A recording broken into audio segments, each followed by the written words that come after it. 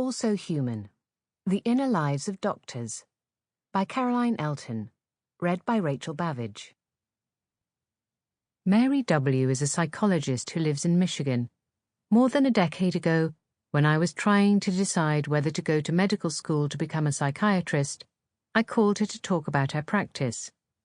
Mary shares my love for northern Michigan and its lakes.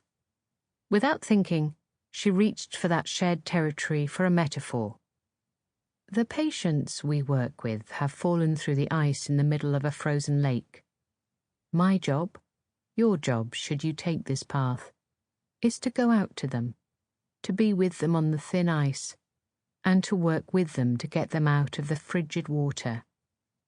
But you must know that if you go out to them on the thin ice, there's a real danger that you'll fall in too. So if you go into this work, you've got to be anchored to the shore.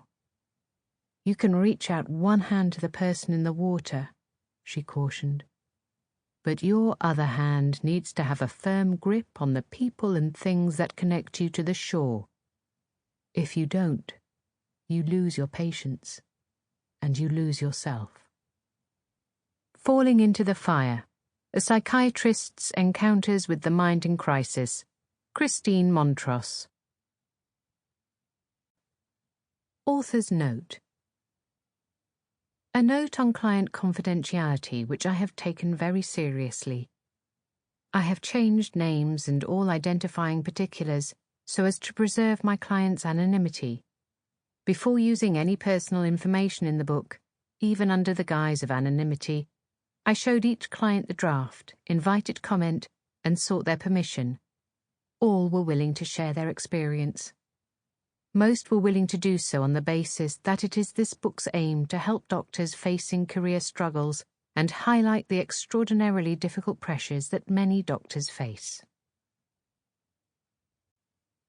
Introduction. Medicine in the Mirror. As the aeroplane wheels touched down on the tarmac, I instinctively reached for my mobile phone, like many others around me. The flight from London to Washington, D.C. was only 8 hours, so there wasn't much to work through. And there was nothing that a breezy out-of-office message wouldn't hold at bay for the next 8 days. Nothing of concern until I reached the last email. Dear Caroline, I have questioned from day one whether medical school was right for me, and since then things have only gotten worse. I have got more depressed and felt more hopeless as I have gone through, persisting always with the hope that things might get better, and everyone around me encouraging me to do so. But I just can't cope with the pressure and stress of hospitals, and the thought of starting work as a doctor fills me with dread. I am now a month away from finals and very distressed about what to do. I keep trying to tell myself that I just need to pass my finals, then can always stop and do something else with my medical degree. But I have no real clue about what I would do instead, and I'm just as scared that I may regret it if I stop. I am just not sure I will survive working as a doctor, and I'm worried I would get so stressed, anxious, and depressed that I would end up either hurting someone else by accident, or more likely, drive myself to the edge. I'm sorry if this comes across quite melodramatic.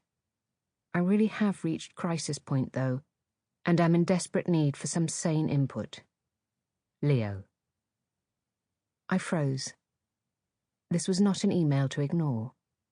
But how could I provide sane input when I was on the wrong side of the Atlantic? In the taxi to my son's house, I phoned a colleague in order to pass the baton to her, but I only got her answer phone. There was no option but to answer Leo's email myself. Everybody goes to the doctor from time to time. For some, visits are a frequent occurrence, whilst for others they are mercifully rare.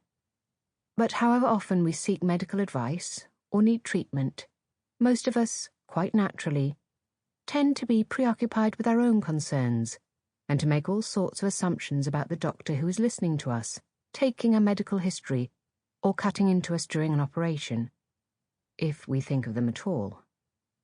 We take it on trust that the doctor is up to the task and doesn't feel tired or overwhelmed. We rarely consider whether the doctor, like Leo, is terrified. Sample complete. Ready to continue?